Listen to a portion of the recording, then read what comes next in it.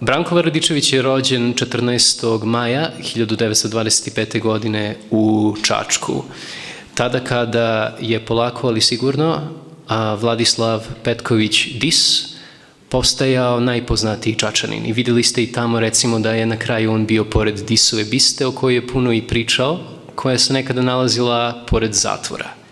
I on je puno protestovao protiv toga, jer nije želeo, kao neko ko je proveo puno vremena u logoru i umalo poginuo tamo, da pesništvo ikada više bude blizu zidina gde može da se zatvori. Velimir kaže da je ponosan što je unuk velikana srpske književnosti i dodaje da se seća poseta i vremena provedenog sa dedom. Sećam se ručkova koji smo imali, sećam se Ovčar Kablara, kada smo ga posetili kući, sećam se kako je on lepo umeo nama da čita. I žao mi je iskreno zašto ja sam nepunih pola godine nakon što je on umro dobio prvu nagradu za jedan esej koji sam napisao. Tako da mi je žao da on nije bio tu. Profesorica srpskog jezika i književnosti Ana Kostić rekla je da je Branko V. Radičević pisao o različitim temama i stvarima koje nas okružuju. Teme kojima se bavio su veoma raznolike, od pesama za decu, po kojima ga mnogi od nas pamte, preko ljubavne poezije, preko poezije opterećene ratovima, preko poezije posvećene Kosovu i Metohiji.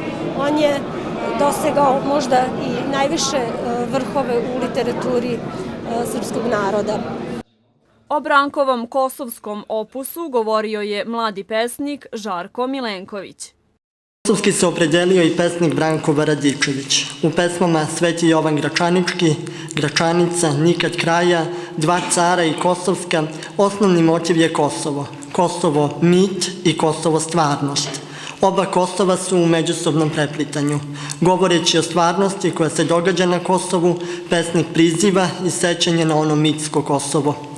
Nacionalni tragizam je odlika pomenutih pesama Branka Radičevića, ali ono što jača i utvrđuje se u toj sveopštoj nesreći je vera. Vera u Boga, stoga su Bog i Kosovo sinonimi jedno. Najpoznatije i najčitanije delo Branka Radičevića jeste zbirka pesme o majci, posvećena njegovoj majci Kosari. Stihove iz ove zbirke sinoć su govorile Nikolina Živić i Dragana Zoričić. Ima jedan čas kad mati tvoja nemoćna stoji u kutu. Ona je za tobom svoje ruke poslala. Stoji mati, a ruke su joj na putu. Niko mi neće poverovati. Moja majka je najmanja majka na svetu.